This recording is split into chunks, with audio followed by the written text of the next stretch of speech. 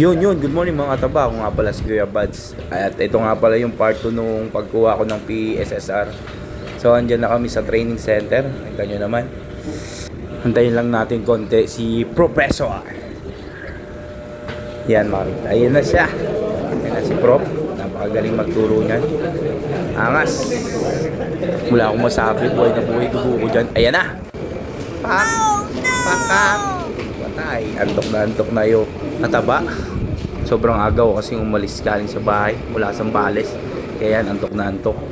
Pero yan, yung nakakabuhay dyan. Yung tawanan, yung saya. Magaling itong professor namin eh. Talagang mabubuhayan ka ng dugo. Ang daming alam, ang daming kakulitan na pinapakita sa mga estudyante. Pero cool, astig. Puro tawa lang kami ng tawa. Ayos. Napakakulit ni Prof. Pero at least kahit sa exam, perfect.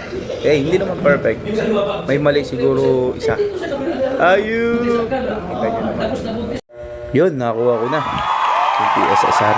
Tapos na. Maraming pong salamat. Thank you so much. God bless you all.